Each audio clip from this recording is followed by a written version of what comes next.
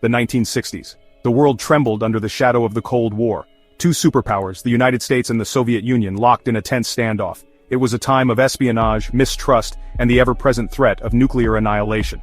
In the midst of this global chess game, a small island nation in the Caribbean Sea became a focal point of intrigue and conflict: Cuba.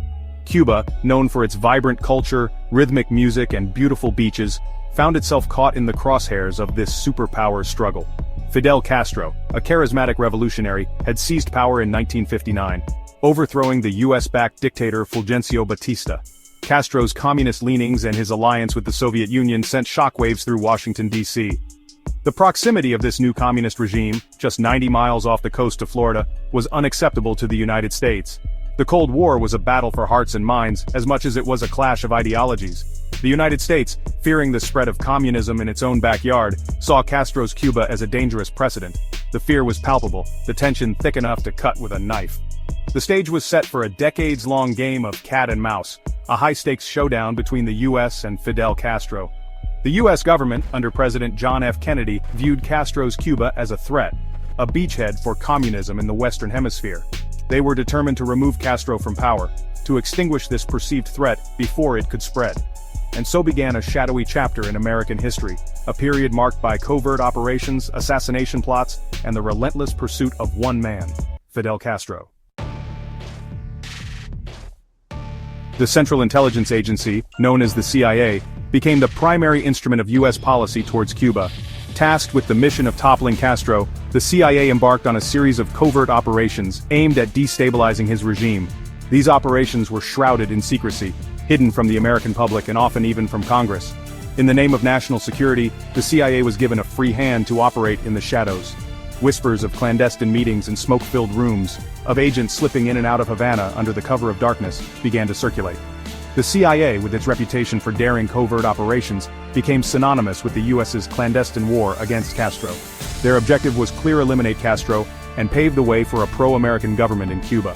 The CIA, drawing upon its experience from previous covert operations, assembled a team of operatives, analysts, and strategists.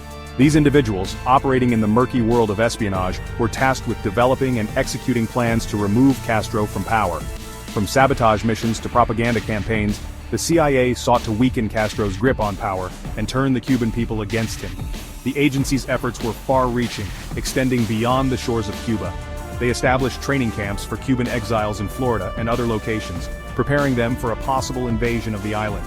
These exiles, fueled by a desire to reclaim their homeland, became pawns in the CIA's game, foot soldiers in a conflict that was quickly escalating. The CIA's involvement in Cuba was a testament to the agency's growing influence and the lengths to which the U.S. was willing to go to combat communism. The Cold War, once a distant rumble, was now being fought on America's doorstep. In the annals of covert operations, few are as audacious or as controversial as Operation Mongoose. This top-secret program, authorized by President Kennedy in 1961, was a multifaceted effort aimed at removing Fidel Castro from power. Operation Mongoose was a testament to the CIA's ambition and ruthlessness, a no-holds-barred attempt to topple a foreign government. Led by Air Force General Edward Lansdale, a veteran of covert operations in Vietnam, Operation Mongoose was a complex and ambitious undertaking. It involved a wide range of activities from sabotage and psychological warfare to economic strangulation and assassination attempts. The operation's ultimate goal was regime change in Cuba, by any means necessary. The CIA's plans under Operation Mongoose read like a spy thriller, a mix of daring sabotage missions, elaborate disinformation campaigns, and even attempts to assassinate Castro himself.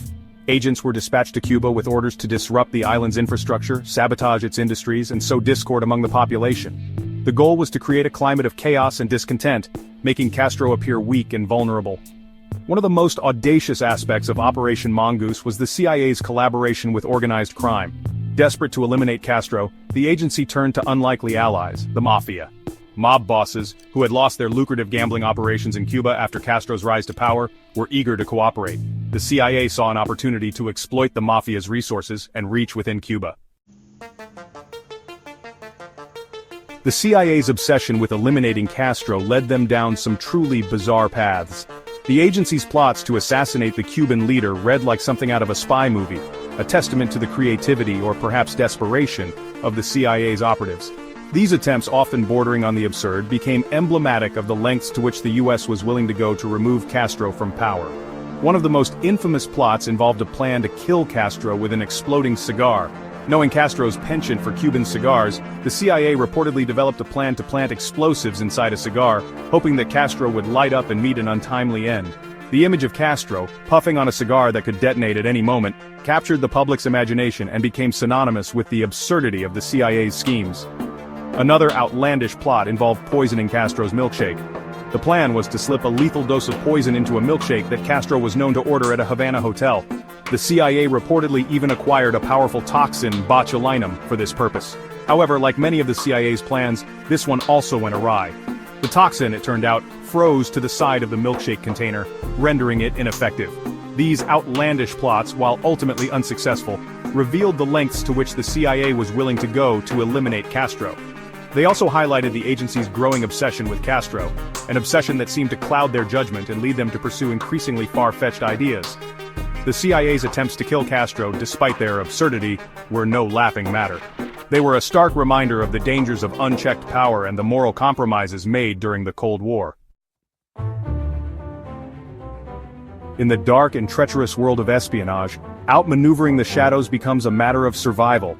Every step, every decision, carries the weight of unseen consequences. The stakes are high, and the margin for error is razor thin. It's a game of wits, where only the sharpest minds prevail. The Church Committee hearings were a pivotal moment in American history. In the mid-70s, the United States Senate launched an investigation into the intelligence community, uncovering abuses of power that had long been hidden from the public eye. These hearings brought to light the extent of surveillance and covert operations, sparking a national debate on privacy and government oversight. A symbol of defiance can ignite the spirit of resistance in the hearts of many. It stands as a testament to courage and the unyielding human spirit. Throughout history, symbols have rallied people to fight for their rights, to stand up against oppression, and to demand justice. They remind us that even in the face of overwhelming odds, hope and resilience can prevail. The relentless pursuit of truth and justice is a journey fraught with obstacles and challenges. It demands unwavering dedication and an unbreakable will. Those who embark on this path often find themselves standing alone, driven by a deep sense of purpose. They push forward, undeterred by the hardships, knowing that their efforts can bring about meaningful change.